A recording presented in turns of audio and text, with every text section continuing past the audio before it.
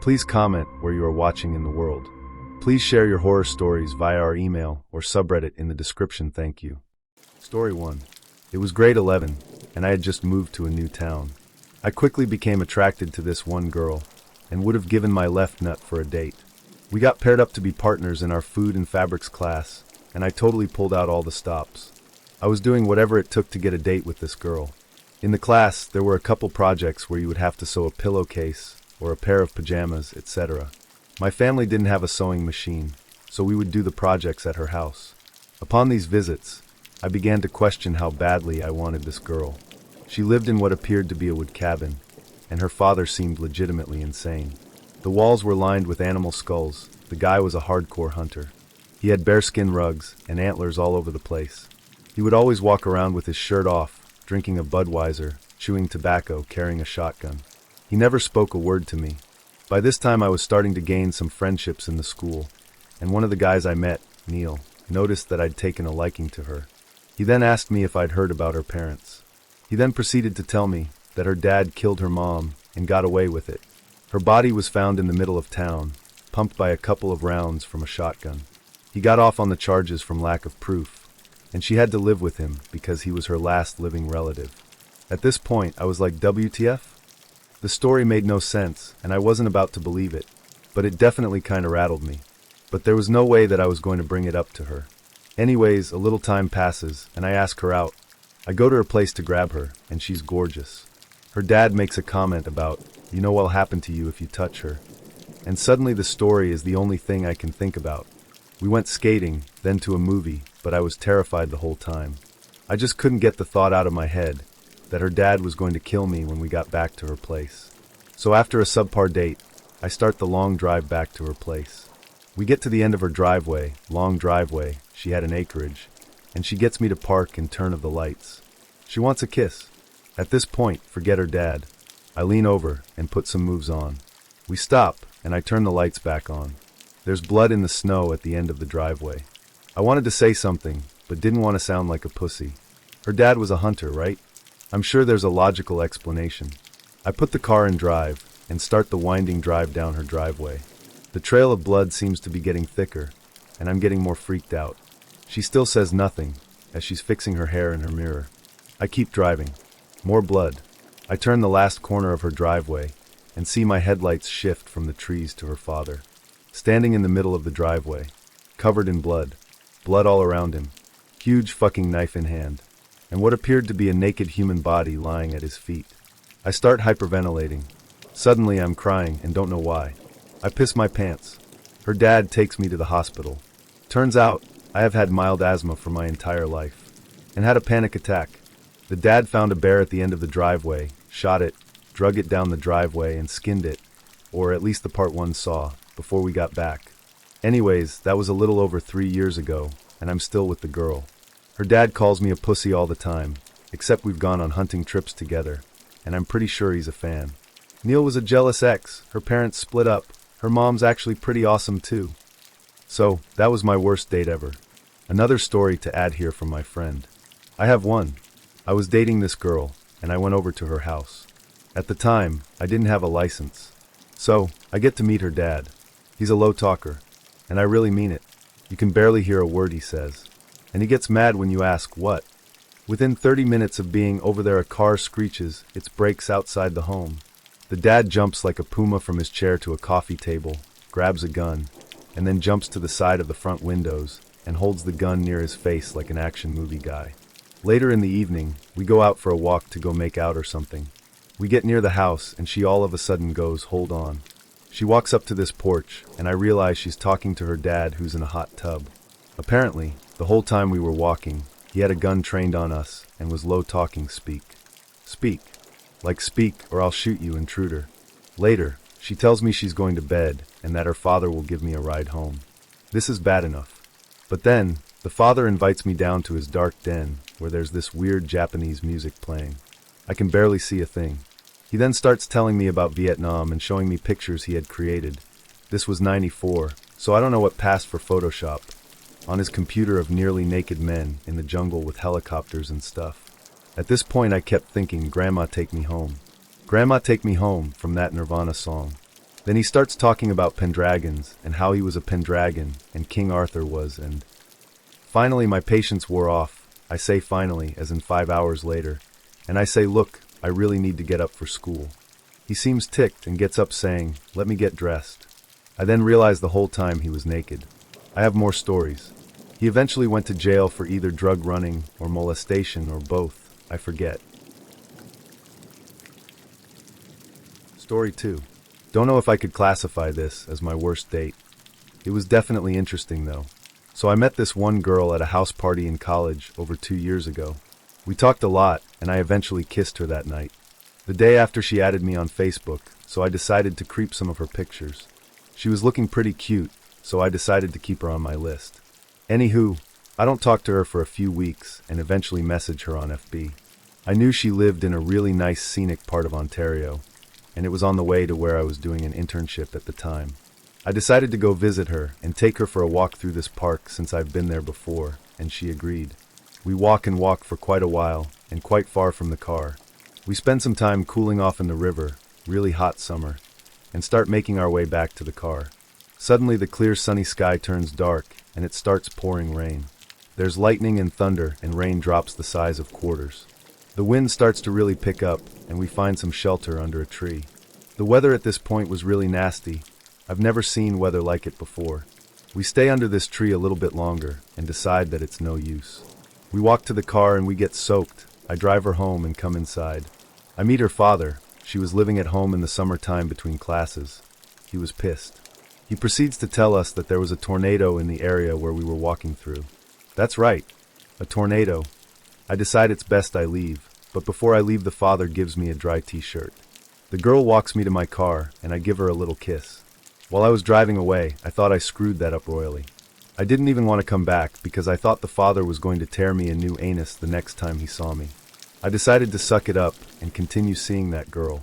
We ended up dating for 2+ years, and the father as well as the entire family ended up loving me. Probably the best/worst first date I ever had. Going to miss them. Story 3. Met this girl online. We agreed to meet at a bar near my house. Being nervous, I get there about a half hour early. I go inside and sit at a table near the door and order a Coke. The waitress asks for my ID and then walks away. Soon after, a girl walks up and sits down at my table and asks me if I recognize her.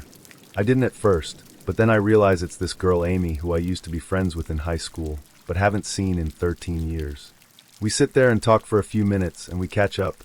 She's engaged and works at this bar, blah blah blah. She says, hey, do you remember my friend Nikki? Nikki is a girl I had a quite large crush on when we used to hang out back in HS.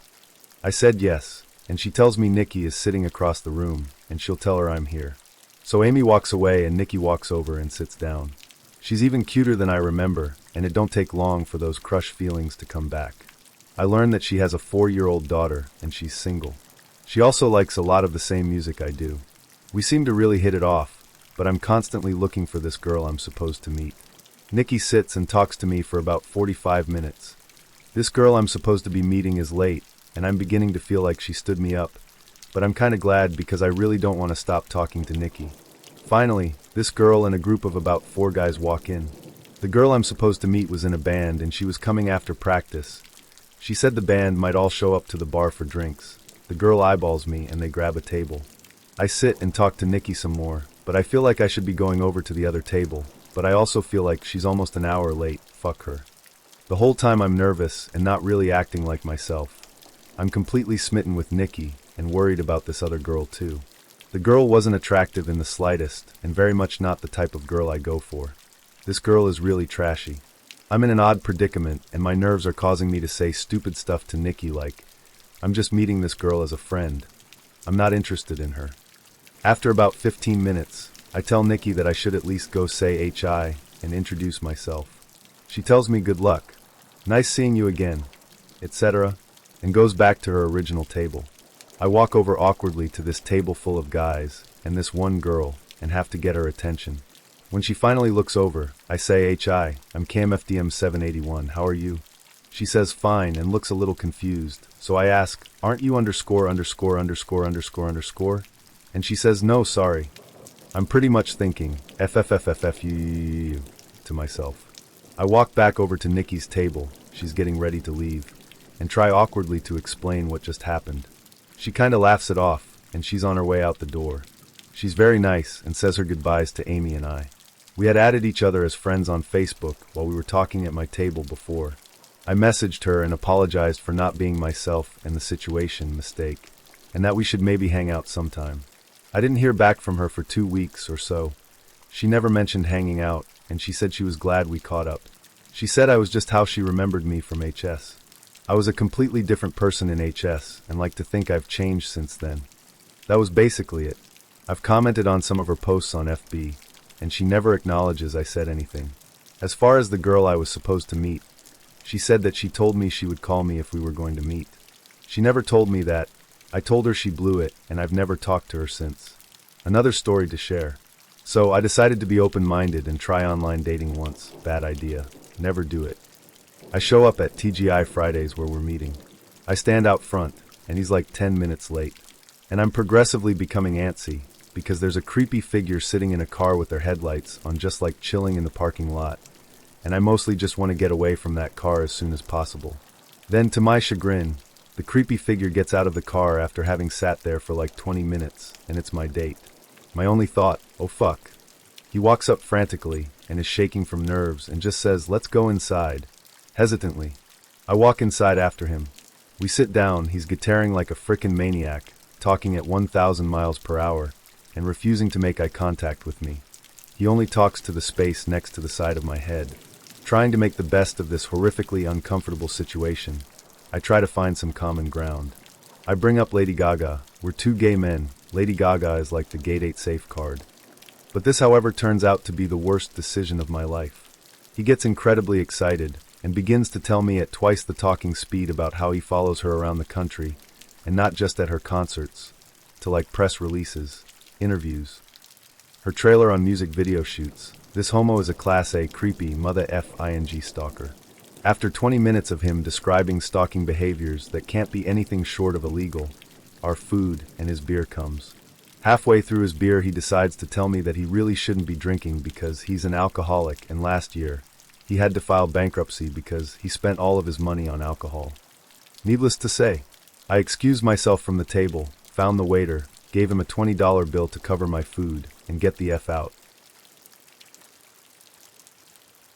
Story 6. Buddy of mine wanted to get in the game, but is super cheap, so he was using plenty of fish, mistake 1. Connects with a chick who seemed down to clown, so he, mistake 2, invited her to his house. She immediately is upset that he doesn't have Tito's vodka, and that's the only thing she drinks. So she insists they go to the liquor store and get some. Now my buddy is 50-50 that he's going to get robbed, but the other 50% is a good chance of getting laid. So he compromises by telling her to drive and leaves his wallet behind. They get into her car, and there's no seat in the passenger side. She says she has a huge dog, so she took the seat out, and just sit in the back. And they head off to the liquor store. During the drive, he comes to the understanding that this woman is drunk. He's still holding out for the sex possibility, though they get to the liquor store, and it's too late, closed. The chick says, I know a store they're open late, but the liquor stores are all state stores, they all have the same hours. She insists she knows a place, and he's captive in the back seat. She gets on the interstate, and a while goes by in silence, and he eventually asked, where are we going? And she screams in terror. She'd forgotten he was in the back seat. She tells him they're going to the liquor store in a city 30 minutes away. Now he's almost given up on the failing hope of getting some strange, and just wants to live. Asks if they can just go home, and she screams again. Forgot he was in the car again. So he tried to keep a full conversation going to keep her awake and aware of him, and they eventually get to the destination magic open liquor store. It was closed. She insists it's open and goes to the door and starts pounding on it. Now comes the peanut gallery. Some Mexican guys are sitting in a truck drinking beers and yell at her, that's closed. You want a beer? And she starts yelling racial slurs at them, and not even the right ones for Mexicans. Now 3 Mexicans and a drunk/high/bipolar chick are trading profanities. And my buddy finally reached sex chance equals 0% point and just walked away. Turned around the corner and sat down at a bus stop and called me. It's like 1 a.m. on a work night, and I see the call and like, this can't be good. So I drive to get him, He tells me this whole long story that I honestly can't remember half of. It was much worse. Then we drank at his place until dawn and called in sick to work. On top of this story here is another. Not a date, but rather a girl I was hooking up with at a party. And it's kinda long, but I just think the whole thing was so weird it's worth sharing. We were in her kitchen and we begin to make out, and suddenly she starts talking about how her best friend is totally in love with her, but she keeps kissing me while saying so. Then she elaborates by saying, yeah, my best friend is outside in the party, and I'm like, whoa. Well, should we stop? She goes, no, and I'm kinda uncomfortable anyways because I've been the best friend and I kinda wanna stop. She goes, no, it's totally fine, and then keeps going on about it. Lick really going into detail, and tells me the whole story about how she liked him, but then she didn't, and I'm like, okay. And before I can decide what to do, the best friend walks into the kitchen. He goes, I'm sorry, and then walks out. Normal, uncomfortable situation, right? Well, this happens at least 3 times. Like, he keeps walking in and going, sorry, dude is clearly drunk at this point. So the 3rd time I'm like, nah dude, you guys clearly need to talk. I'll just be outside, you figure out stuff. And the girl holds my hand and makes me stay, but then starts talking to him and like, she wants me to be a 3rd neutral party or something. She begins to tell him that she didn't like when he did so, and she asks me, what do you think, while holding my arm tightly and not letting me go. I said fuck it and just end up playing along and actively listening to them and trying to help them. I'm a teacher, so I guess I'm good at that. Long story short, I managed to get out of that situation eventually. We go outside, and a few hours later people start leaving. So I go back to her apartment to grab my stuff. Of course, she comes back with me, and now we're all alone in the apartment.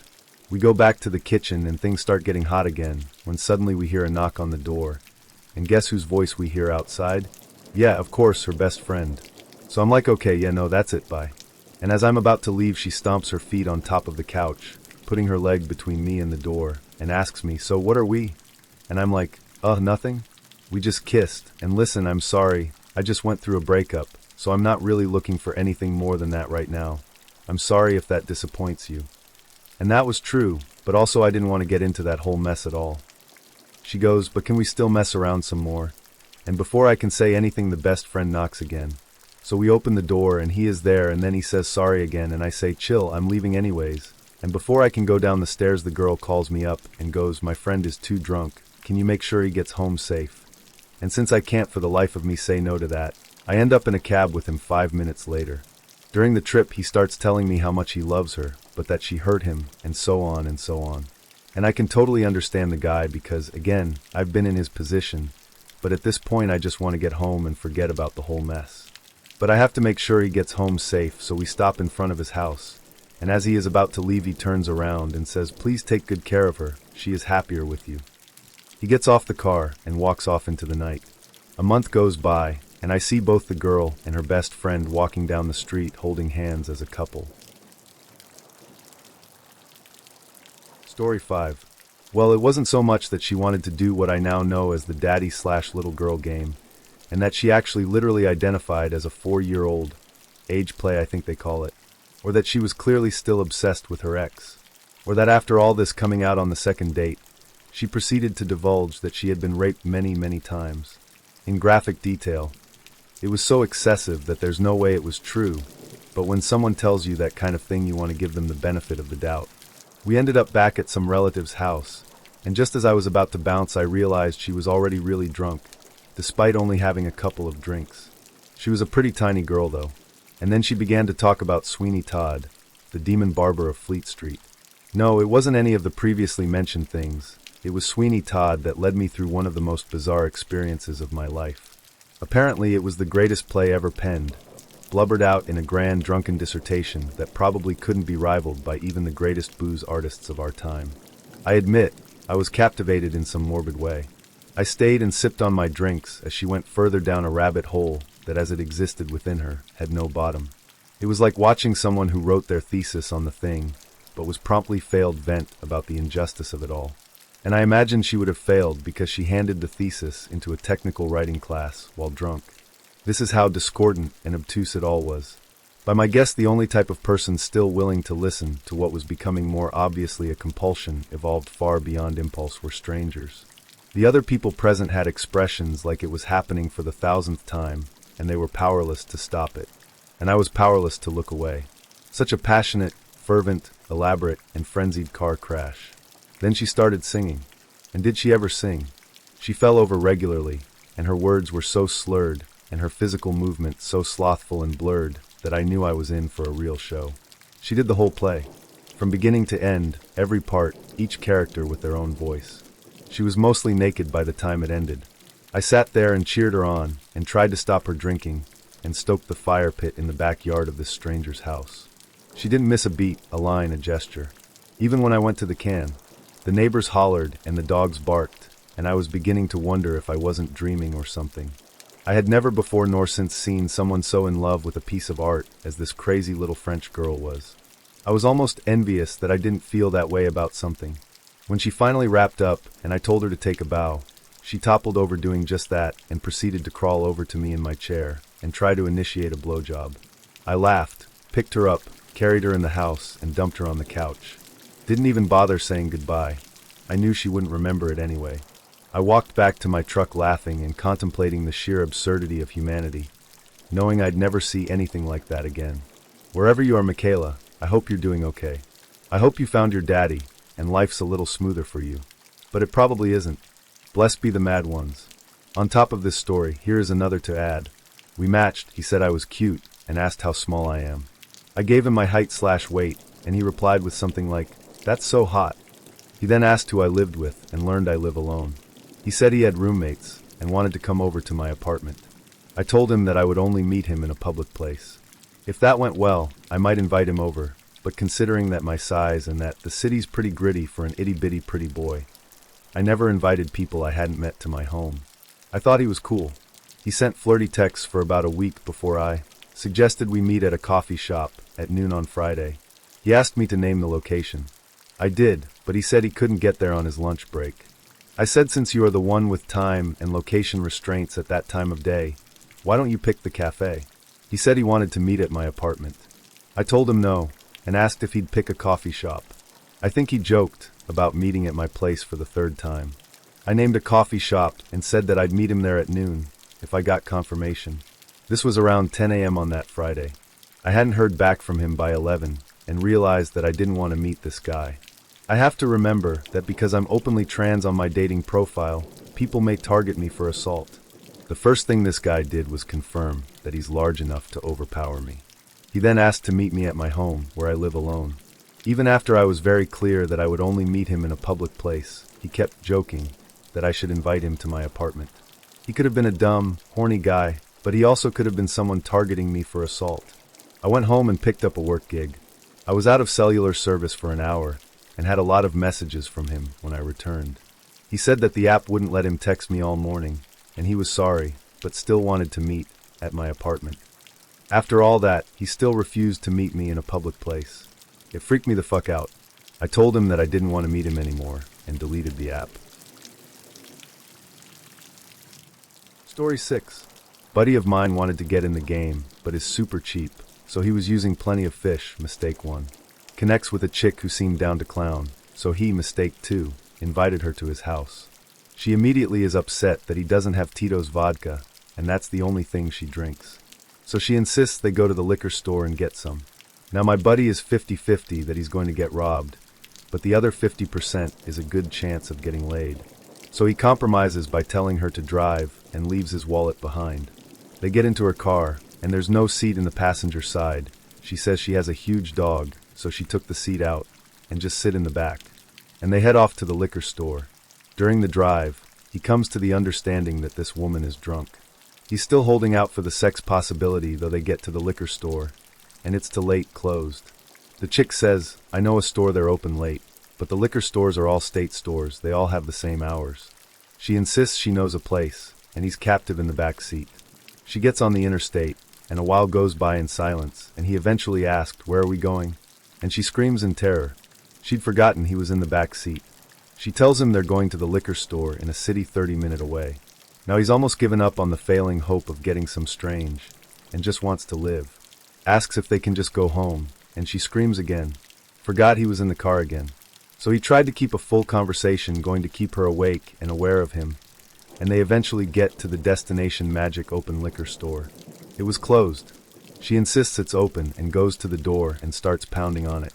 Now comes the peanut gallery. Some Mexican guys are sitting in a truck drinking beers, and yell at her, "That's closed. You want a beer?" And she starts yelling racial slurs at them, and not even the right ones for Mexicans. Now 3 Mexicans and a drunk/high/bipolar chick are trading profanities. And my buddy finally reached sex chance equals 0% point and just walked away. Turned around the corner and sat down at a bus stop and called me. It's like 1 a.m. on a work night, and I see the call and like, this can't be good. So I drive to get him. He tells me this whole long story that I honestly can't remember half of. It was much worse. Then we drank at his place until dawn and called in sick to work. On top of this story, here is another. Not a date, but rather a girl I was hooking up with at a party. And it's kinda long, but I just think the whole thing was so weird it's worth sharing. We were in her kitchen and we begin to make out, and suddenly she starts talking about how her best friend is totally in love with her. But she keeps kissing me while saying so. Then she elaborates by saying, yeah, my best friend is outside in the party, and I'm like, whoa. Well, should we stop? She goes, no. And I'm kinda uncomfortable anyways, because I've been the best friend, and I kinda wanna stop. She goes, no, it's totally fine, and then keeps going on about it. Lick really going into detail, and tells me the whole story about how she liked him, but then she didn't, and I'm like, okay. And before I can decide what to do, the best friend walks into the kitchen. He goes, I'm sorry, and then walks out. Normal, uncomfortable situation, right? Well, this happens at least 3 times. Like, he keeps walking in and going, sorry, dude is clearly drunk at this point. So the 3rd time I'm like, nah dude, you guys clearly need to talk. I'll just be outside, you figure out stuff. And the girl holds my hand and makes me stay, but then starts talking to him and like, she wants me to be a 3rd neutral party or something. She begins to tell him that she didn't like when he did so, and she asks me, what do you think, while holding my arm tightly and not letting me go. I said fuck it and just end up playing along and actively listening to them and trying to help them. I'm a teacher, so I guess I'm good at that. Long story short, I managed to get out of that situation eventually. We go outside, and a few hours later people start leaving, so I go back to her apartment to grab my stuff. Of course, she comes back with me, and now we're all alone in the apartment. We go back to the kitchen and things start getting hot again, when suddenly we hear a knock on the door. And guess whose voice we hear outside? Yeah, of course, her best friend. So I'm like, okay, yeah, no, that's it, bye. And as I'm about to leave, she stomps her feet on top of the couch, putting her leg between me and the door, and asks me, so what are we? And I'm like, nothing. We just kissed, and listen, I'm sorry, I just went through a breakup, so I'm not really looking for anything more than that right now. I'm sorry if that disappoints you. And that was true, but also I didn't want to get into that whole mess at all. She goes, but can we still mess around some more? And before I can say anything, the best friend knocks again. So we open the door and he is there, and then he says sorry again, and I say, chill, I'm leaving anyways. And before I can go down the stairs, the girl calls me up and goes, my friend is too drunk. Can you make sure he gets home safe? And since I can't for the life of me say no to that, I end up in a cab with him 5 minutes later. During the trip, he starts telling me how much he loves her, but that she hurt him, and so on and so on. And I can totally understand the guy because, again, I've been in his position, but at this point I just want to get home and forget about the whole mess. But I have to make sure he gets home safe, so we stop in front of his house. And as he is about to leave, he turns around and says, please take good care of her, she is happier with you. He gets off the car and walks off into the night. A month goes by, and I see both the girl and her best friend walking down the street holding hands as a couple. Story 7. I have a couple of stories. First was the time when I was trying to meet up with a 24-year-old woman, and instead, there was a 40-plus-year-old man. His logic was that since you already came here, you'd want to hang out anyway. Except I didn't. I left quite rudely. Then there have been the constant times gay men have sent me very vulgar messages, talking about how they would pleasure me. And some of them actually made me feel physically ill because of the descriptions. This is very odd, considering I always advertise I am a straight male, but apparently to some guys, straight means in the closet. Let's see, what else? Oh, there was the date with literally the most boring woman on the planet, who also lied about her looks. When I met up with her, not only was she a little bit hard to look at, a lot of wrinkles for a 30-year-old, but she was literally so boring. She literally had nothing to say about herself aside from, I like to read, and I sometimes drink wine. She mostly wanted me to constantly talk about myself, but I needed some form of response from her aside from practically blank stares. Then there was the woman who was quite clearly not from the US, and, well, this one was a bit odd. She sent a picture of her hair, saying she took it last week, and when I showed her that the picture was from 2001 and plastered all over Google, she insisted it was her hair. She kept trying to have me call her and gave me, for different phone numbers. She kept insisting on a meet up, and despite me saying, "No, you have not been truthful. I do not want to meet up," she kept thinking I wanted to. I'm not entirely certain what her motive was, but I'm glad I never met up. Then there was the time I met up with this blonde woman.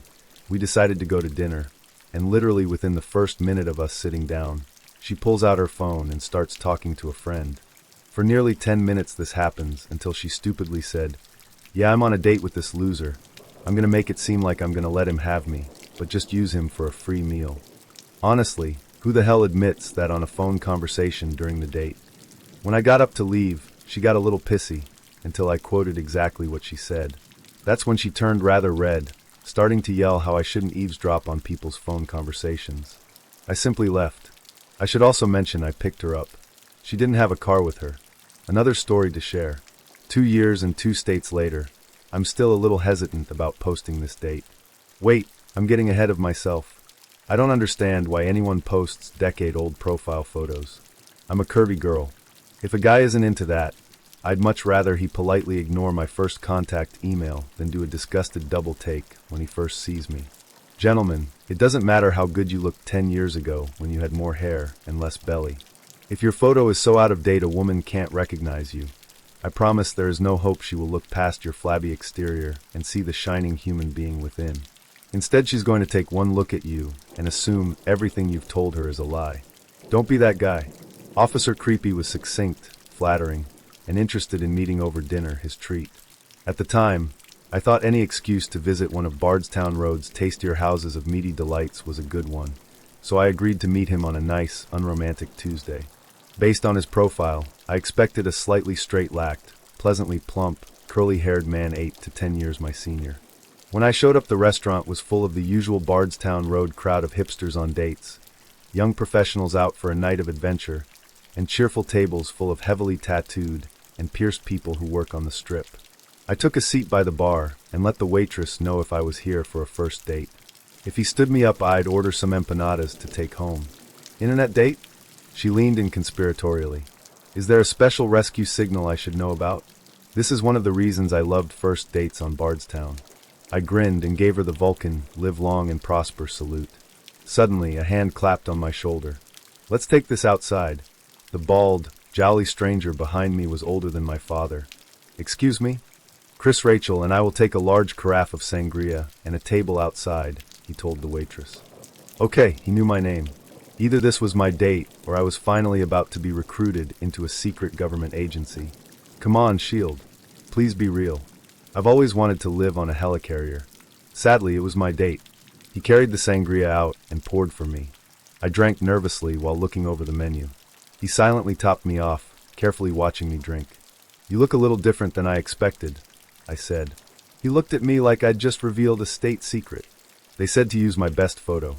When was that one taken? In the photo, he leaned over the edge of a boat floating in front of some mountains. Now, I suspected he'd have a heart attack if he tried to hike a mountain and would sink straight to the bottom of a lake if he tried to swim. When I was 42. What year was that? His profile said he was 44. The last 2 years must have been very hard on him. He glared at me. 1996. I sighed. He was older than my father. He topped off my glass again. What do you think I do for a living? I really couldn't guess. A desk job. He obviously didn't get much exercise. He crossed his arms. I'll give you a hint. You wouldn't be here if you knew. Garbage collector? I guessed. Try again. Accountant. I'm serious, he growled. So am I. I suck at this game. Just tell me, what do you do for a living? I'm a police officer. He refilled my sangria. I noticed he hadn't taken a sip of his own. Great. He topped off my glass every time I took a sip. I tried to gauge whether or not I'd had a whole glass yet. Just to be safe, I knew I was trapped for at least 2 hours if I didn't want to risk him accusing me of drinking and driving. I reached into my purse to try and summon a rescue. Turn off your cell phone. I don't want you texting all through dinner. There went my primary lifeline. Moving very slowly, I did as I was told. The waitress emerged to take our orders. I tried holding up my Vulcan salute slightly behind his head, but his eyes flickered to my reflection in the restaurant's window. He pulled out his badge and showed it to the waitress. "Bring us a pitcher of water and come back for our order in 15 minutes. She promptly disappeared, avoiding eye contact with us both. Once she was gone, he got down to business. "I took down your plates after I saw you get out of your car. Let's get something straight. I've seen your blog. You're not writing about me. If you do, I'm sure a girl like you has done things you regret. You don't want to regret them more." My eyes widened in shock. Nothing makes a date go better than liquoring a girl up and threatening her. "I only write about the bad dates," I reminded him. "Honestly, most of my dates are just plain conversation. We don't really feel a spark. We go our separate ways. No harm done." I gave him an optimistic smile. He laughed bitterly. "How a date ends is always up to the woman." I couldn't quite tell if that was a threat, a suggestion, or both. He topped off my sangria again, then looked me in the eyes. "You'd regret writing about me. It's a bad idea. Now take a drink. Relax." I dutifully put the glass to my lips. Over the next 2 hours, I learned that after his upcoming retirement, he fantasized about building an isolated house on a cliff face in Chile, where supplies would be delivered by donkey once a week and no one would bother him. I pointed out I'm a city girl who loves living in a walkable neighborhood with my own corner bookstore, restaurant, and bar where the staff knows me. I learned he resented people with advanced education because, according to him, the only purpose of an academic degree was to indoctrinate people into the liberal agenda. I pointed out I listed my MA in history on my online profile. I learned he thought the space program was a stupid waste of money. I pointed out I follow the X Prize religiously and covet stock in Bigelow Aerospace. Under other circumstances, I would have left over an hour earlier, but I wasn't sure how to get away from Officer Creepy without being accused of a DUI. I hadn't touched my sangria since his revelation. After a while, I had to know. "Listen," I asked as politely as I could. "I'm pretty honest on my profile. I'm a liberal, overeducated, geeky city girl. We don't have anything in common. Why did you write to me?" "Girls on OkCupid put out." The horror in my face must have fazed him. He grunted and looked away. "Never mind. You're fatter than I expected." That was the first good news I'd heard all night. I'd rub mud in my hair and roll around in trash if it would get me out of this horrifying date. I like lanky tech nerds built like a sack of hangers. This conservative cop was not only older than my father and willing to lie about his age and interests to con a woman into meeting him, but he had the graceless figure of an overripe pumpkin. I scrambled to come up with an appropriate response that would save face for him without resulting in retribution for me. "It was really interesting meeting you, but I'm looking for a relationship, not a one-night stand. I'm sorry you wasted your evening. Let me buy dinner. Get the sangria too." The carafe sat untouched since he revealed he was secretly a cop. I felt lucky he didn't tell me to buy him a gift certificate and a box of donuts. I waited silently while the waitress boxed up both our dinners for him to take home. "This better not show up on your blog." While I waited to sign the debit card receipt, he huffed off to find some other women to intimidate. Once he was gone, the waitress topped off my carafe of sangria before sealing it with aluminum foil and a rubber band. "Take it home." She gave my shoulder a sympathetic squeeze. "You look like you could use it." Story 8. Several years ago, there was a new girl at work that I decided to actually make a move on for once. She was 20, kind of scuffling through community college, and in AA. Being the dumbass that I am, I think I can be the stake that supports her as she grows back into a wonderful person, and then she's so grateful that I stood with her during the bad times that I'll get to share in the good times to come. I mean, she's 20. How bad could her drinking problem have really gotten? So, I invite her out for dinner at a fairly nice restaurant here in town on a Saturday between newscasts we're both working. We both worked in newscast production. I dress up and go to the restaurant. She says she'll meet me there, and I wait up front for her to arrive. For 20 minutes, and she doesn't show. She went back home to chill out or whatever, I don't know. I call her wondering where she is, and she says she'll rush right over. 10 minutes or so later, she just shows up, in the same sweats she rolled out of bed in, rolled into work in, and rolled back into bed in. We have dinner, and during that 45 minutes she ducks off to the bathroom twice, takes 3 calls on her cell phone, and constantly checks on her recently inked tattoo. Winnie the Pooh with his honey pot, in close proximity to hers. Later, back at work for the late show, she actually does thank me for taking her out. It was her birthday, she needed to take her mind off of what was going on in her life, etc. After leaving work for the night, She calls my cell, but I miss the call and figure it's too late to call back. A few days later, I'm still stupidly thinking this can work out, so I call her to say hi and possibly set something else up. She seems rather surprised I called, doesn't really say much, and excuses herself to go to an AA meeting. The next day, she goes into work in the morning and starts telling her friends there, her coworkers on the morning show, and my supervisor what an awful, horrible person I am. I don't know what she said, but it was apparently bad enough to turn friends and coworkers against me. Our supervisor advises her to let him know if this becomes a bigger problem, but never says anything to me about it. Soon after, she decides to give in to a building attraction to a horn dog coworker and screws him in the bathroom at work. This is on top of the overt sexual advances she was putting off towards another coworker, on top of the guy she was apparently already dating at the time. Several weeks later, she abruptly quits, now pregnant. I think it was her bathroom lover that knocked her up, I don't know, but I do know it wasn't me. Showing me her new tattoo was as close as I was getting, and she was showing that thing off to everybody. But a few months later, she comes back, still pregnant of course, and heaping scorn all over her sperm donor, while the other women at work rally around her. They don't care that she broke my heart. They're too busy being there for her, because she's just such an awesome person. Yeah, whatever. So now, I won't date women that are significantly younger than I am. I won't date coworkers. I won't go near anyone in AA. And actually, I don't even date that much at all. I didn't date much before, but managed to have such a bad experience that I have felt little need to climb back on the horse again. Story 9. I have a few of these stories. 1. A girl messaged me about 6 months ago. She had a decent profile, mentioning going to film school in NYC.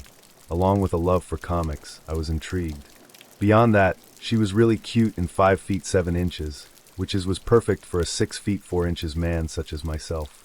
After a few messages back and forth, I asked her out on a date, in which she mentioned she was nervous about meeting in person. The fears were completely reasonable.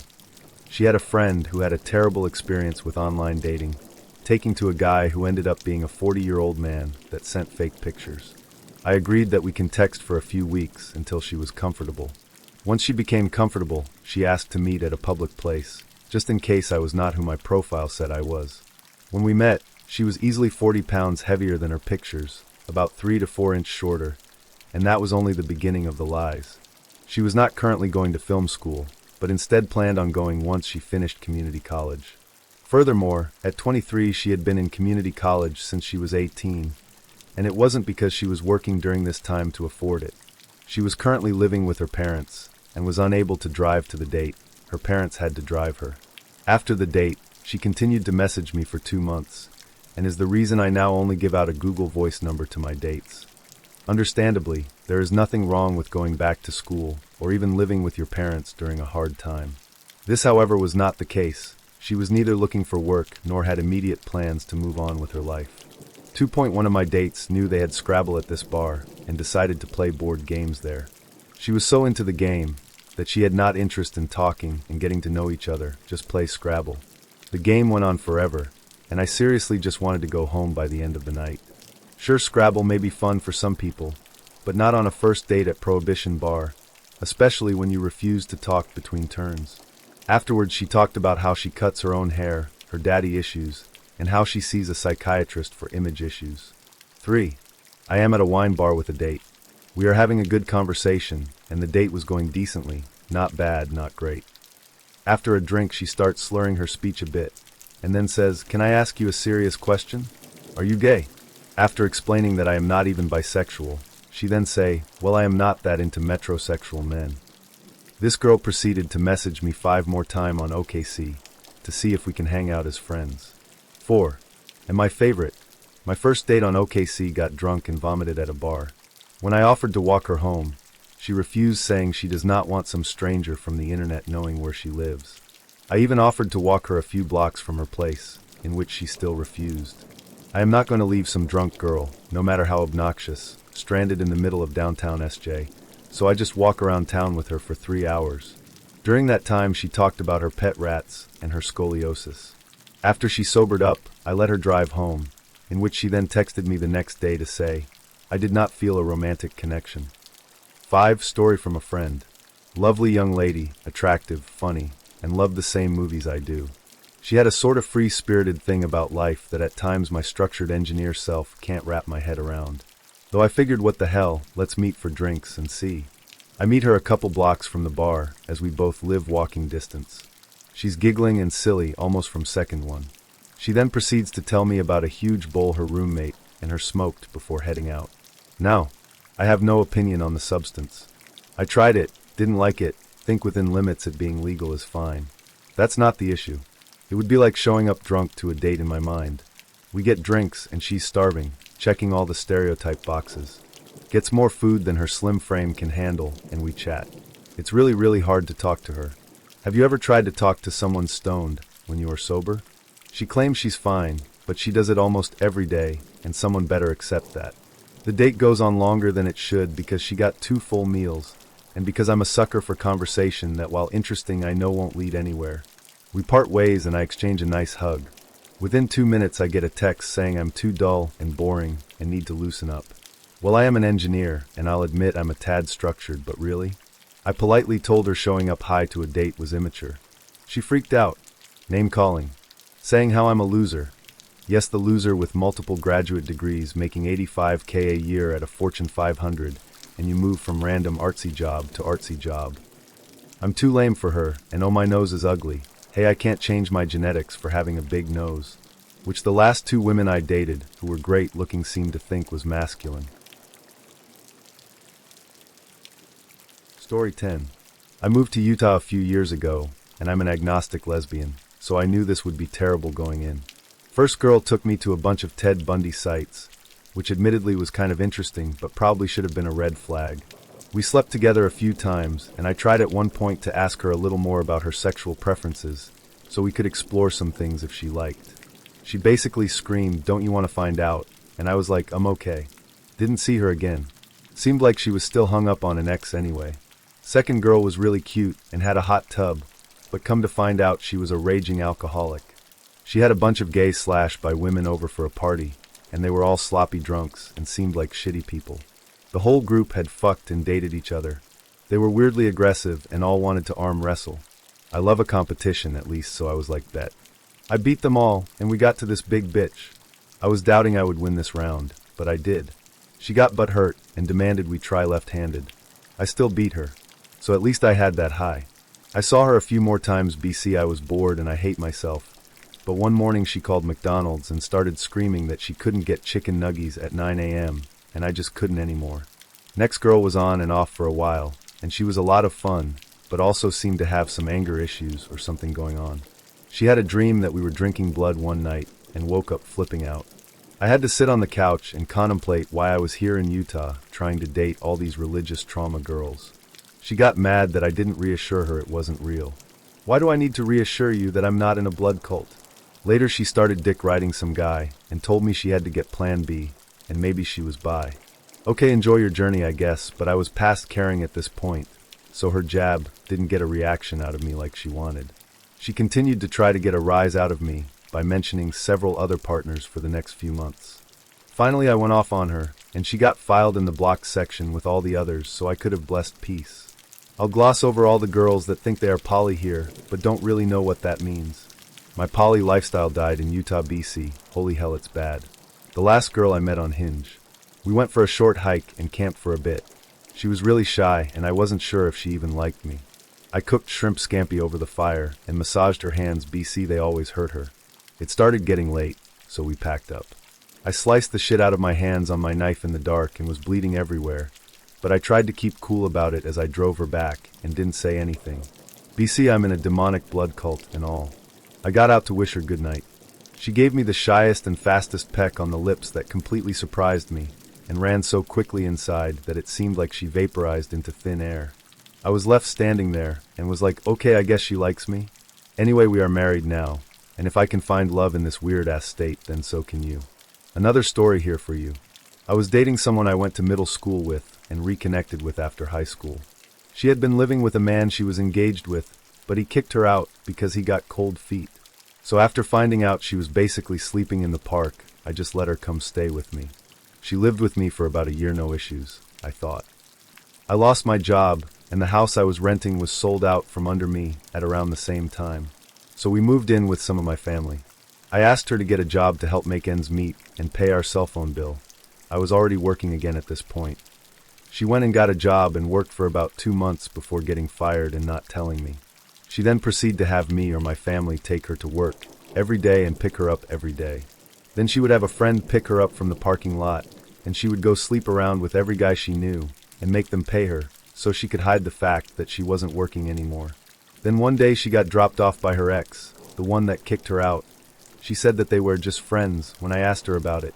Found out from one of my other friends later that night that he caught them at a movie theater making out, and she promised that she would sleep with him, my friend, if he didn't tell me.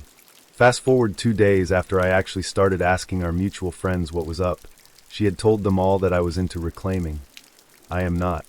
So they never bothered to let me know when they caught her sleeping around because they all thought I was into it. I confront her about it. At this point I knew about 8 guys she was sleeping with and wasn't 100% sure about another 4. She threw a fit, started destroying and throwing around furniture, tipped over a fridge, and pulled a TV off of a wall. All while saying if I was a better boyfriend, I would have just let her sit around at home all day, and I would have paid for everything she wouldn't have had to sleep around. I told her to get out of the house until she calmed down, and we could talk about what to do next. When she gets back 2 days later, she stayed with her ex. She decided to throw a brick at my house trying to break windows, but fortunately she wasn't exactly strong enough. My mom pulled up, she was coming over for dinner, and she threw a brick and hit my mom in the chest. So cops were called, she was arrested. We didn't end up pressing charges on the condition that she gets her stuff, leaves, and never comes back on the property. She does, and I'm there along with one of my friends and an officer. The officer asks me to answer a few questions, and my friend watches her, but doesn't know whose stuff is what. So she comes out, throws a box into her ex's car, and takes off. I got back to my room to find that she stole my PS2 and all of my games, stole my wallet, social security card and birth certificate, and she had cut the power cable to my PC while my friend had run to the bathroom. Told the cop who was still there, and he went and found them and took my wallet, social and birth certificate back, but because I had no proof that the PS2 and games were mine, he couldn't do anything about those. I decided to stay single for about a year after that, but when I go to re-enter the dating pool, I come to find out that she had been dragging my name through the mud at every bar, club, and venue I frequented while we had been together. According to her, I beat her, threw her out without cause, stole her money, attacked her, destroyed all of her things before she could pick them up, ECT. She also did this to 6 of the guys I had contacted and confirmed that she was sleeping with. And even now, 10 years later, I occasionally go on dates, and someone will say, "Oh wait, you're that guy who beat," and our asterisk his GF a few years ago. Worked out after she was gone that she had ultimately been sleeping with 16 different men, who all thought they were exclusive. And she scammed all of them, and myself, into paying her way for a while there. I would tell you all her names so you can avoid her, but I found out from her mom late last year that she had voluntarily entered treatment for schizophrenia and pathological lying, and I really hope she gets better. Story 11. She wanted to do a picnic of sorts, but it was July, incredibly humid, and a bit steamy/rainy that day. She insisted we did the picnic deal. Spent an hour getting this table nicely set up with food, dessert, candles, a nice tablecloth, cushions for us to sit on comfortably. Had never done this, but was trying hard to impress. Was actually quite proud of the end result. She arrives 15 minutes late. There was no connection hardly at all. She was not talkative, despite spending hours on the phone texting for a week leading up to date. She said she loved Latin/Caribbean food, so I got takeout from one of the best places local, a kind of assortment of things. She didn't touch any of it. She sat and looked at the river in the background, and I asked her a couple of times if she was okay. If she would like to move closer to the river? Was there anything I could do to make her more comfortable? And she would just smile and say no, and that it was all wonderful, again, while not touching a single thing except the bottled water she brought. I sat through this for almost an hour. Finally, I just flat out said, "I guess I was expecting a bit more conversation, or at least some engagement in this. I'm sorry, it seems this date was a bust." And she just awkwardly smiled and said, "I'm sorry too, I can see you put a lot of effort into it." So because I had nothing to lose, I asked her what was wrong or what I did wrong. And she responds, "Nothing really, I just think this is all a bit overboard for a first date. It's kind of cringe, like you're desperate. I can't even lie. My feelings were pretty hurt as I put together the date based on her cues and questions I had subtly asked. Even went ahead with the gross atmosphere of 90-degree weather and steamy, post-storm humidity. I wanted to respond, but I just bit my tongue and said, well, if you're not going to eat, I sure am. And I went to town on the food while she sat there. There was a couple sitting on a swing near us, and I went, hey guys, you hungry? And as it turned out, they were on a date, but were broke, so we're just enjoying each other's company. And I invited them over to enjoy the table full of food with me. She left a few minutes after they came over, having said nothing since I started eating. And after she left, I had the best time with these two strangers, eating and laughing and telling them what happened, and both of them telling me I deserved better. I'm still good friends with them some 10 years later now. Never heard from the girl again outside of a single text later that evening saying, I'm sorry, that was a bitcha thing for me to say to you. I guess expecting me to respond, which I never did, just blocked her number and moved on. Another story from my friend. He showed me his car, and he pulled up a breathalyzer that was installed by the driver's seat. He explained that he had to blow in it or the car wouldn't start, and also every 5 to 10 minutes or so the thing would beep and he would have to blow in it again. He made it seem like it was no big deal. He said jump in, and we can grab dinner. I said I'm just gonna drive my own car to the restaurant, because I never let strangers drive me anywhere. He seemed totally shocked but said okay. We got to the restaurant, and he said he didn't have any money, and asked if we could walk around a park instead. I said okay. This park was sketchy and gross. He immediately hiked his leg up really high on a tree like almost doing the splits, and said he had to stretch. He then tried to coax me to walk some isolated trails, and I flat out said no, and that I wasn't comfortable being isolated alone with someone I didn't know. He kept saying, but you do know me. He then proceeded to talk about a bunch of boring nonsense. He asked if I wanted to go back to his place to have sex. I said no. He then got really annoyed and said he was wasting his time on this pointless date. I said I agree, and I'm leaving. I started walking back to my car, and he said, oh, I parked much closer. Let me give you a ride back to your car. And he put his arm around me hard and was basically making it so I couldn't get away. I played dumb and said something like, wow, you're so strong, do you work out? Blah blah. He began walking me to his car without letting me move. I decided to play into it and said, you know that you're holding me against you, I kinda do want to go back to your place. He lit up and said, oh yes, we can have so much fun. We got back to his car and he walked me towards the passenger side. By this point he had let up a bit, thinking I wanted to bang him. My heart started racing and my head was screaming for me to get away. I felt like if I got in that car I was doomed. Suddenly I said, OMG, what was that? Pointing behind him. He turned to look and I fucking Olympic sprinted away. He started to chase me, screaming at me, but he was too slow. He ran to get back in his car and peeled out trying to follow me. I called 911 and hid. I was able to give them his car and plate and description, etc. He didn't try to find me for long. He left the park and raced away. I stayed hidden until the police came. They drove me back to my car and said they would follow up with me, but that he hasn't technically done anything illegal. After that I only met in public in the daytime for dating. It was scary as fuck. Story 12. In 2020 I was young and kinda desperate. 17, and just looking for people to hang out with really. So I met this guy on a dating app. He seemed nice enough. Not my type, but had potential for a glow-up, you could say, so it motivated me to give him a chance. He was 22, and I was stupid. It was a hot summer afternoon. I met up with him on a corner between our houses, and we went for a walk. He was friendly, too friendly, and he stunk. He was absolutely fucking rank. Just imagine the worst body odor you've ever smelled in your life, and times that by 3.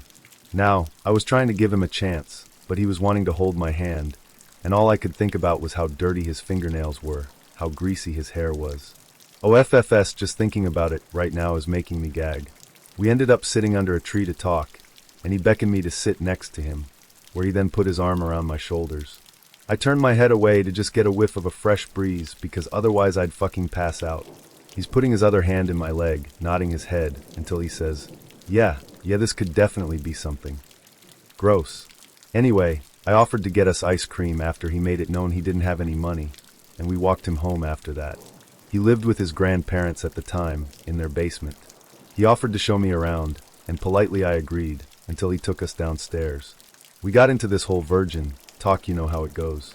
I told him I was, but I wasn't sure if I was ready for that yet. He puts his hand on my knee and tilts his head towards a mystery room. I can take care of that for you right now. I excused myself and ran home. I burned the shirt and exfoliated like hell when I realized his sweaty BO smell had soaked into my shoulder. I know this may seem like I was super superficial, but like I said, he wasn't really my type, and on paper his interests and hobbies seemed sweet enough. He was just down on his luck currently, so I thought I'd sweep my judgment to the side and give him a chance. Holy fuck, I sometimes feel like I can still smell him. Then we have another story. I actually have a shitty MS Paint comic somewhere I drew about this like 30 years ago, El Mail. Strap and cost, this one is crazy. Went on a sort of date with a guy at a bar in the city that I frequented to play pool and get some dinner maybe. It was a dead slow night as we were getting some shitty winter weather. I'ma call him Dumbshit Danny. At that point, we were the only two people in the bar. Dumbshit Danny started just pounding beers and got beyond wasted. Started badgering me to go home with him. After repeated no's, I finally snapped at him and he lost his shit. Let loose this howling wail and threw himself at my legs. Scream crying, with snot and tears pouring down his face, he started begging me to go home with him. I could not get him loose from my legs and started jabbing him with the pool stick I was holding to get him to let go. I looked up over his head to exchange dumbfounded looks with the equally nonplussed bartender, who finally jumped into action. I think he was so shocked by the guy's behavior that it took him a minute to process. I know I was, having never seen anybody behave like that in my life. Bartender has to drag dude off me and winds up dragging him outside because he won't leave. Dude is ugly, crying the whole time. Oh, but wait, it gets better. Like a dummy, I stuck around too long chatting with the bartender, who was a friend of mine. At first it was kind of a stick around to make sure dude gets gone, but then I got to yakking and lost track of time. Was interrupted by another patron coming in the back who hollered, "Mad. There's someone out here kicking your car." Me and the bartender rushed out to find he had gone and gotten his equally drunk friend and come back. The friend was kicking my car and screaming that I was a slut while Dumbshit Danny was laying face down on the ground next to my car. Not passed out, just laying there. I guess he was still crying. What the fuck he was doing. Before any of us sane people had time to process, this little tableau caught the attention of a cop in the Wendy's drive-thru next door. He comes straight over the curb to get to the bar parking lot. Dude kicking my car gets arrested. Dumbshit Danny gets told to GTFO, or he would get arrested too, having been told once already to leave. He slinks off into the night. I hope to never see him again, but that was too hopeful. Because round about 3 a.m. Dumbshit Danny shows up at my house. I still lived with my parents in a small town at the time, a good 45 minutes from the city. This was back in the phone book days, so it wasn't too hard to find my parents' house, the phone book for this town being the size of a magazine, and us having a unique name. My stepdad gets woken up by Dumbshit standing in our front yard yelling incoherently. Calls the county sheriff. Dude tries to tell him I invited him over, but nobody is buying it, lol. He finally gets arrested. Bails out. Immediately starts emailing me all this nonsensical shit. Email after email. Finally I wind up having to get a restraining order against the guy. He's sending me hundreds of emails and showing up at the places I hang out. He broke it 3 times, getting arrested all 3 times. Finally, after that last arrest, I never heard from him again. 20 or so years later, I'm at that same bar, and his name comes up in conversation. I asked what happened to the guy as I'd known him back in the 90s.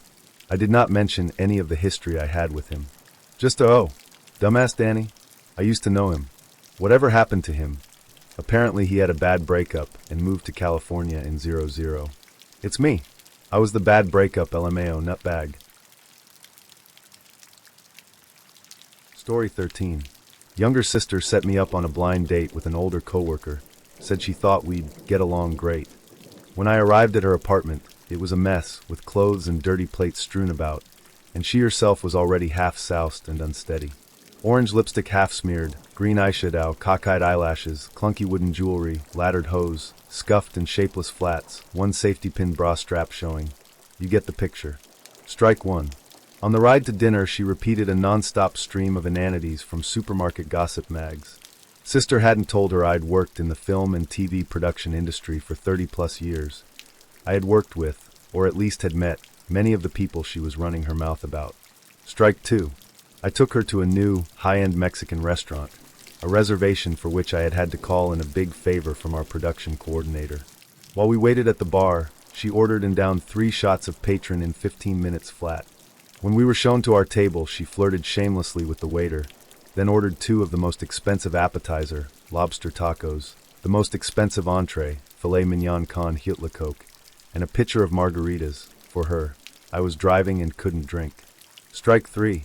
Just as her shockingly expensive entree arrived, she loudly announced she had to go to the little girl's room and abandoned it to get cold. Strike 4. When she staggered up, she pushed her chair into a waiter behind her, which caused him to spill the carafe of red wine he was pour onto the next table and its 2 occupants. Strike 5. She didn't even notice. Strike 6. After she was out of sight, I apologized to our neighbors and put a 50 on their table to pay for their cleaning. Then I found our waiter, paid for our meal, paid for the neighbor's wine, gave him a generous tip, and booked.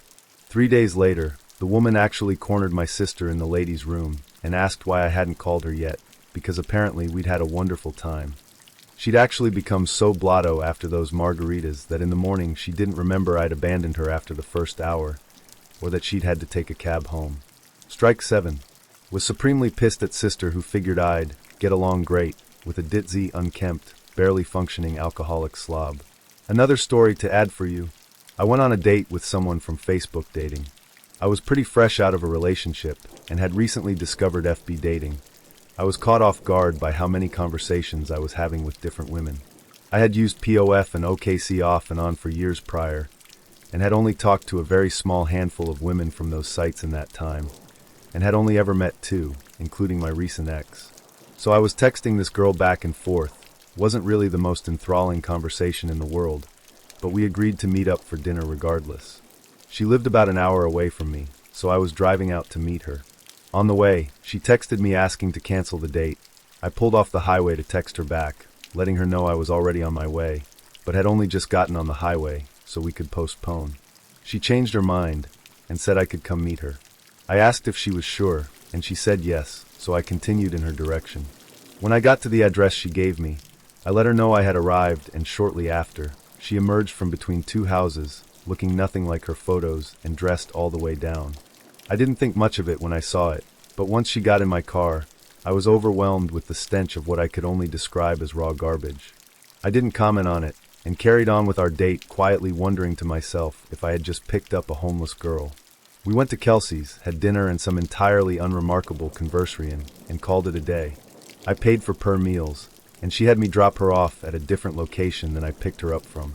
Never spoke to her again. Story 14. I never get bored of telling this one. A few years ago I met this guy, whom I'll call Matt. Matt and I had some mutual friends. He invited me to a concert. We lived in different towns, about 15 kilometers apart. The concert was to take place in a third town, about 15 kilometers away from the town he lived in. After the concert, we would go back to his town, and I would sleep at my best friend's house. They both lived in the same town. So Matt comes and picked me up. I had a bag with a few things like pajamas and clothes for the next day. I leave my bag in his car and go to his apartment, because he insisted on me meeting his mom. This was the first red flag for me, because why would you like your mom to meet me on our first date? I ignored it and went to see his mom. For the whole agonizing hour we were there, she talked about his ex, how good-looking she was, how smart she was, how funny, and so on and so forth. She concluded with, I don't really understand why they broke up. I knew the girl. I didn't like her, which made it even more cringe for me. They had been together for 2 weeks, so it wasn't really that big. I stood through all this tirade stoically, just smiled and nodded until he was ready to leave. I left my bag in his car and left for the concert. I couldn't drink anything as I was on antibiotics for a dental problem, so I gave him my free shot, which all the 15 first girls at the concert received. Besides that shot, he drank a beer. Because of this little quantity of alcohol, he was absolutely wasted, slurring his words, saying stupid things, not walking properly, etc. The concert took place in a bar, and he stopped the concert in the middle of it, telling the band they couldn't sing properly. They gave him a microphone, because he wanted to prove to them he was better. They put 3 instrumentals for him, but not one of them was good. I felt really embarrassed, so I went outside to smoke, not really knowing what to do. While I was smoking a cigarette, one of the singers came outside and started talking to me, mainly making funny remarks about my date. I told him I was sorry for his behavior, but the guy was cool and okay with it. At that moment, Matt came outside and proceeded to accuse me of cheating on him with the singer, because why else would we make conversation? He told me I would have to make it home on my own, and I told him that was okay. I didn't really feel safe going home with him. I took my phone out of my pocket to find someone who could take me home, but my battery was dead.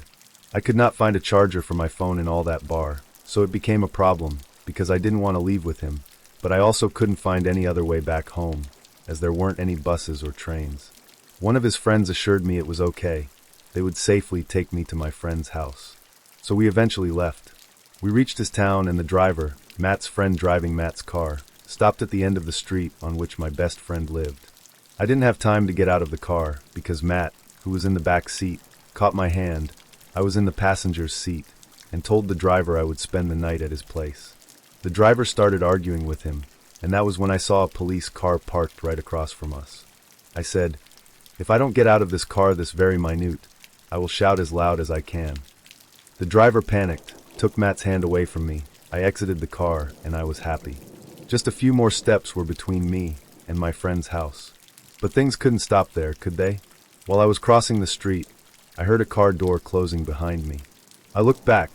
Matt was out of the car, coming after me.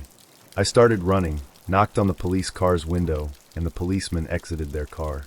They asked me what was wrong. I told them. I gave them my ID, and they told me to wait in their car. Matt started shouting at them, calling me stupid, telling them I was a D*UG addict, I was a liar, and so on and so forth. The policeman could see he was drunk, could see I was being calm and eloquent, so they soon realized who to trust. They fined him for talking badly to and about me in front of them. He threatened them they would hear from his lawyer. They just ignored him and got back into the car. They could see where I lived in my ID, so they asked me if I wanted them to take me home. I didn't want to cause any further trouble, so I told them it was okay. I could just go to my friend's house. They insisted on driving me the short distance. Bless their kind souls. I spent the night at my friend's place, and, the next day, I realized my bag was still in his car. I thought about abandoning it. It contained some clothes, some makeup, my hair straightener, and my antibiotics. But my friend told me she would send her mom to take it back from him, being sure he wouldn't cause a scene in front of her mom. So the mom meets him, takes my bag, give it back to me. Everything in the back was ripped, cut, destroyed. Everything. I could not contain myself. I called and cursed him for 5 minutes straight, without repeating myself, and without giving him a chance to say anything. The next day, I heard he had told all his friends that the fine he received was 10 times the amount it actually was. So yeah, none of the other bad dates I ever had beats this one. Story 15. For warning, this is going to be a long one. So a few years back, I went on a date with a guy I met on Tinder. I know this should have been my first red flag. I was 23 at the time, and he was 22. We had been talking for a while, and he seemed normal enough, so when he asked me on a brunch date, I said yes. He wanted to pick me up, and I stupidly agreed. So it all started off normal. The conversation was okay, and he was nice, but I wasn't really feeling it. Well, come the end of our meal, he says that he has a few more hours before he has to work and wants to keep hanging out. I couldn't come up with a good excuse not to, so instead of taking it back to a house, I suggested I show him around town a little. He was new to the area and said okay. So, after driving around for about an hour and a half, his truck starts overheating. He jumps out and checks under the hood and realizes that he got a hole in his radiator. So we head back to my place, and I told him that he could hang out for a bit and wait for his truck to cool down a bit, so he could get back home, but I had to work on a few things. He comes in, and I offer him a beer since I was going to have one while I worked on painting some cornhole boards for work. I turned on my TV and let him play some music. After I'm working outside for about an hour, I come back inside to find him completely trashed and bawling on my couch. He had finished the rest of the beer in my fridge and helped himself to a bottle of vodka he had found and had almost polished off a brand new bottle. I just froze. I ended up stepping back outside and called my mom to ask for advice. She could hear him wailing and singing at the top of his lungs in the background. I couldn't just send him on his way, as he was way too drunk to drive. So after talking to my mom for a bit, I went inside and told him I had some errands to run and I would drop him off at his place. He asked if he could just hang out at my house while I was gone. I told him hell no, as I actually know this man.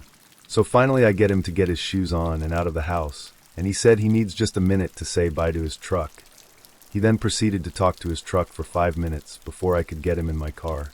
I drive him home with him, insisting on blaring the music as loud as it can go. When we got there, I told him I could stop by before work tomorrow and drive him back to his car.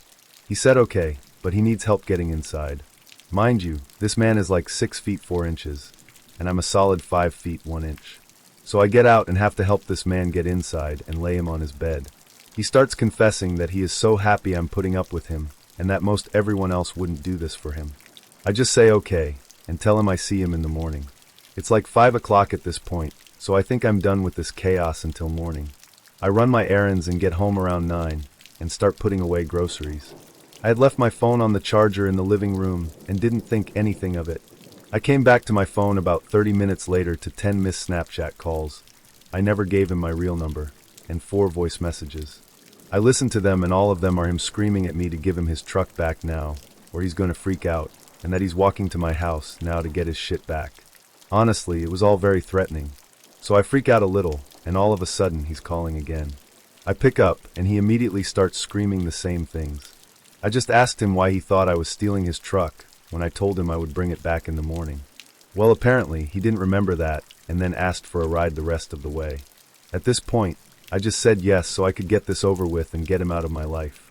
I called my mom, and had her on the other line the whole time, just in case this guy tried to pull anything crazy. So I get him back to my place, and he asks if he could come grab his wallet that he left there. Again, my dumbass said fine instead of just getting it myself. So he comes in, and then asks if he can just stay cause he's still drunk. I finally lose my shit. I ask him why the hell he started walking to my house in the first place if he couldn't fucking drive, and what his plan was. His response, I was just going to sleep in my truck. I told him to fuck off, and that I was done, and he and his precious truck needed to get off my property now. He finally leaves, but not before asking for another drink, and me screaming at him to get out. I sit down and just start bawling, praying this was all over, and I would never have to deal with him again. Oh, I was so wrong. The next morning my work, I relay this to my co-workers, and just ask them to let me know if they see him or his truck hanging around. Then my bartender comes up and said there was a call for me. I answer, and lo and behold, it's him. I ask him why the hell he was calling, and apparently he went and got himself arrested the night before. My guess would be drunk driving, and wanted me to bail him out. I told him hell no. I then called the prison themselves and asked to be notified when he is released, cause I don't trust that he wouldn't try to contact me or just show up. So they set me up with text notifications, and I go on my way. He got released like 3 days later and did try to text me, but I just ignored them. I didn't want to block him, just in case he did try anything. I would have all the messages saved. Luckily, after those few texts, I never heard from him again, and I immediately deleted Tinder off my phone. Story 16. So I meet this girl on a dating app, right? Her name's Emily, and things are going great through texts. We've got some solid banter going, shared a few memes. It's the digital age romance at its finest. I suggest we meet up in person, and she's game. I'm thinking, okay, gotta pick a spot that's fun, casual, and not too loud. My buddy had told me about this new trendy lounge, downtown with good drinks and a cool vibe. Perfect, right? Well, little did I know that this trendy lounge was actually a strip club. Yeah, you heard that right. So the night of the date, I'm feeling pretty confident. I pick her up, and we head to this lounge. Now, as soon as we walk in, I notice something's off. It's dimly lit, which I expected, but the ambience was a little, let's just say, extra. There's a lot of neon, a bit more red lighting than you'd typically find in a cocktail bar, and the music was, how do I put this, aggressively sexy. But hey, maybe this place just has a unique vibe. Who am I to judge? We grab a seat, and I'm about to impress her with my knowledge of cocktails when, out of nowhere, a woman who is wearing significantly less clothing than anyone else in the room appears on a stage in front of us and starts, well, doing her thing. It takes me a moment to process what's happening. Like, my brain is fighting to convince me that this is just some kind of modern art performance. Then it hits me. This is not a trendy lounge. This is a freaking strip club. I glance over at Emily, who is now sitting there with her mouth slightly open in what can only be described as a mixture of shock, horror, and the realization that she's on a date with possibly the dumbest man alive. And what do? Like any sane person in this situation, I blurt out, So I guess I should have checked Yelp reviews, huh? She doesn't even laugh. Not a chuckle. She just stares at me like she's trying to figure out if I'm a moron or a pervert. I'm desperately trying to figure out how to salvage this when the waitress, also scantily clad, because of course she is, comes over and asks if we'd like anything to drink. And because I'm the king of terrible decisions, I order us both drinks. Yep, I decided the best way to handle this situation was to stay and have a drink at the strip club. By this point, I'm in full-blown panic mode, but for some reason I think, maybe if we just sit here and chat like it's a normal bar, everything will be fine. Spoiler, it was not fine. Emily's trying to make small talk, bless her heart, but it's hard to have a conversation when you're actively avoiding eye contact with everything in the room. The dancers, the patrons, the waitstaff, literally everything in my field of vision is a disaster zone. To make matters worse, this guy who clearly spends a lot of time here decides to plop down at our table. He's got a beer in one hand, and with the other, he starts giving me unsolicited advice about how to treat a lady in a place like this. I'm sitting there trying not to cry laugh, while Emily looks like she's mentally writing a Yelp review titled Worst Date Ever. Finally, I decide it's time to throw in the towel. I apologize profusely to Emily and suggest we get out of there and go literally anywhere else. She agrees, probably because she fears for her sanity at this point. We leave, and the car ride is the most awkward silence I've ever experienced. I drop her off at her place, and she gets out of the car so fast I'm surprised she didn't leave a smoke trail behind her. The cherry on top. The next day, I get a text from her saying, "You seem nice, but I don't think we're looking for the same thing. Best of luck," which is dating app code for lose my number, you weirdo. And that, my friends, is the story of how I accidentally took a first date to a strip club and ruined any chance I had of a second date. The moral of the story? Always check Yelp reviews before picking a date spot. Story 17. I was in my early 20s and nowadays would have not put up with any of the shit I did LOL. He picked me up from my house. I walked out wearing heels, and he made me go back inside and put on flats because apparently I was taller than him with heels on. Nowadays, that is when the date would be over for me LOL, but I did it. We drive to the restaurant. It's a casual spot kind of like a pub, but with fancier food. We sit down and order our drinks, and there's a table next to us of like 6 guys, all wearing jeans and camo or plaid, hillbilly-looking types.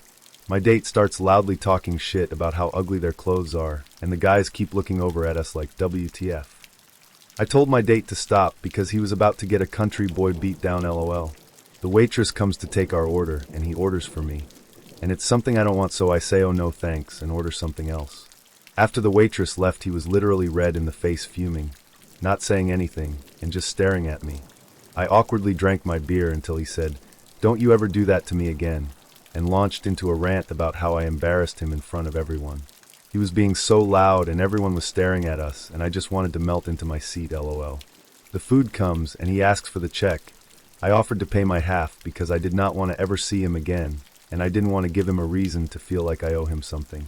He goes off on me again about how I need to be trained to be a better woman, how I'm embarrassing him again, just tearing into me. I excuse myself to go to the bathroom, which is across the building and around a corner out of view. I was frantically texting everyone I knew trying to get a ride home, and planned on leaving without him seeing. One of the country boys from the table next to us followed me to the bathroom and knocked on the door asking if I was okay. I came out and spoke to him, and he offered to drive me home, so I took it. I get in this guy's old beat-up truck, and he gives me a cigarette and takes me home and makes sure I got into my house before he took off. Lovely guy. 5 minutes later, my phone starts blowing up, and it's my date. I guess he started losing his shit when he realized I was gone, and found out I got a ride home from one of the guys he was insulting earlier. Accuses me of being a whore and sleeping with this guy. I blocked his number. He shows up at my house. Now he's banging on the front door so hard I'm afraid it's going to come off its hinges.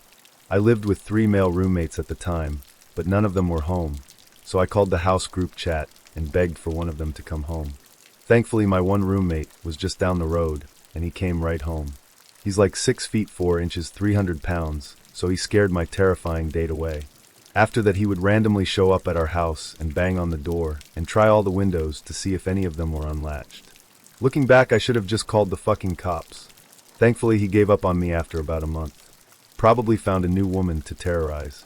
Another story here. Guy from school asked me out to dinner. I agreed. He said he wanted to surprise me with the location, which I initially thought was kind of sweet. He also insisted in picking me up in his car. I was young and didn't have reliable transportation, so I agreed. Once we were a few minutes down the road, he announced the name of the restaurant, and that it was an hour and 15-minute drive away. I said that was kind of far, but he waved me off saying he had a reservation and it would be fine. I realized I was trapped, so I rolled with it, thinking how bad could it be since I knew him from class? My mistake. Cut to me ordering my main course. He interrupted me mid-sentence and proceeded to change my order to something else entirely, insisting I'd like it better. No other reason or rationale. I protested. He refused to listen. I protested again, noting I didn't like some of the ingredients in that dish. He repeated his changed order and directed the server to ignore me as I continued protesting. The server stood there, shifting her eyes back and forth, unsure whose direction to follow. It was turning into an argument, and I felt bad for the server, so I acquiesced. Another big mistake. His selection was horrible. Inedible, really. I didn't finish it. He got mad and told me I was wasting food he was paying for. I responded by offering to pay my half of the bill. He refused, saying gentlemen always pay. Gentlemen also respect women's meal selections, but whatever, dude. Don't say I didn't offer. So he paid and we leave. He suggested we go see some sights in the area, but I tell him I don't feel well and just want to go home. He huffs but agrees. On the long drive back home, he interrupts the silence by asking, "So how many people have you slept with?" Totally out of the blue, no context or introduction. I was completely caught off guard. After a few moments, I managed to coolly reply that was none of his business. His response? "Oh, you must be a slut then." What? Wow. Just wow. Crickets the rest of the ride back. He asked me out for a second date a few days later. I said I didn't think that was a good idea. His response? "That's okay. I wasn't really interested anyway." He then spent the rest of the semester making snarky comments toward me and talking loudly about other girls he was dating whenever I was within earshot. Fun times. Story 18. So we have plans for the date, and then the day of, texts me that she's having performance anxiety, about it basically, and asking if we can reschedule. I say I get it, no problem, and I think that's it. An hour or so later she texts me to say she changed her mind and wants the date back on. Cool. Except not cool. She got her liquid confidence, and that's why she changed her mind. I show up and she is drunk. I'm already feeling not great, but didn't want her to be this drunk out in public in a city where someone could take advantage. So we get some fries and she asks if I want a beer. Sure. So she gets one too. And I'm like, maybe you don't need to drink more. She says it's fine. Okay. She asks if I want to get out of there, so we pay, and she still has half her beer left.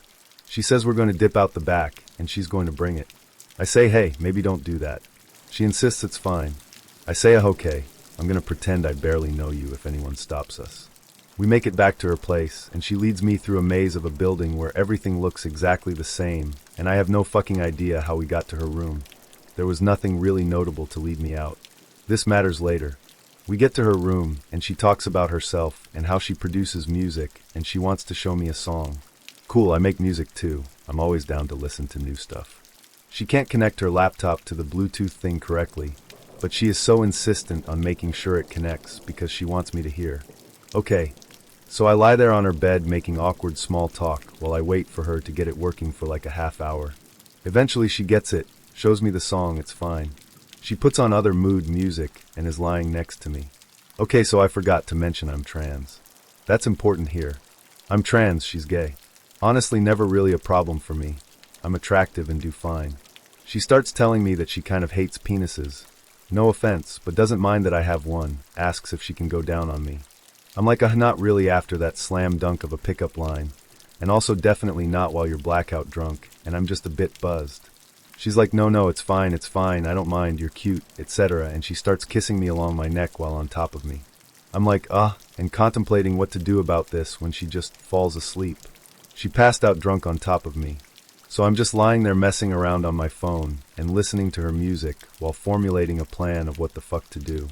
Eventually I decide to get her off of me, and I try poking her to wake her up and say that I'm gonna leave, but she is dead to the world. I literally can't wake her.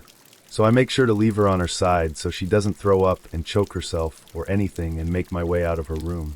Right as I'm trying to make my escape, I realize I have no idea where the fuck to go to get out. As I'm panicking, her roommate comes out into the common room and is like, and I'm like, I'm your roommate's date. How do I get out of here? She briefly explains and I say thanks and tell her to check in on her roommate so she doesn't choke herself in her sleep. I eventually find my way out, no idea how, and I text her that I head home and hope she feels better in the morning. She apologizes profusely the next morning, saying she is so fucking sorry for getting so drunk. I'm pretty understanding, and I'm like, it's okay, I get it. She asks if we can have a do-over, and I don't remember what I said, but it was basically a no without saying it in a mean way. I do feel pretty bad. Maybe we could have been friends or something if she wasn't belligerently drunk on the first date. But yeah, that one's kind of hard to come back from. Story 19. I don't know if this classes as one as wasn't really a date, was a blind date set up by friends that didn't go well. I'll type it down anyway. When I was 16, my two, now ex-friends, decided to set me up on a date with a guy that one of their male friends knows and works with at a pub. I was nervous, and when we arrived, we got introduced even though I was shy. He was attractive and seemed nice. But this wasn't your typical date. It technically was a blind date as we both never met, yet my friends and her friend decided to set us up. Now one of my friends is very flirtatious and a bit promiscuous, yet I never realized how crafty she was. The thing is, this guy who I was supposed to go on a date with had his friends there. We went into an open room with a pool table, yet Kay, the flirty one, seemed to catch the guy's attention. I'm speechless that within 10 minutes of being introduced to one another, he has Kay sitting on his lap, my other friend chatting away, and the guy seemingly more interested in her. I stood behind the wall hidden away from them. I tried to interact but was ignored. Then Kay and my blind date were kissing. I was in tears and had to go to the bathroom to compose myself, while they were all laughing and having a good time. Not one of them seemed to know or care I was missing for the time they spent hanging out with my blind date and his mates. I sat on a chair by myself trying to occupy myself, which very hard, while my friends enjoyed their fun. I stayed as I didn't want to leave my friends, even though I should have left. They spent over 2 hours in the pool table room before they left the room. When they saw me, all that was said was, "Oh, we wondered where you were. We thought you left." I did confront Kay about why she was with my blind date. She said, "He seemed to be more interested in me and thought you're too shy. So it was better that you two didn't really hang. He wasn't your type." I just stayed quiet. I was hurt, and I never really got to know the guy, yet felt he didn't like me anyway. I told my friends to not hook me up again. That was awkward and painful. Should have realized how awful my friends were, but that's a story for another time. Story 20. Very first real date. I was 19, and he was a classmate who'd been hounding me for a date since class started.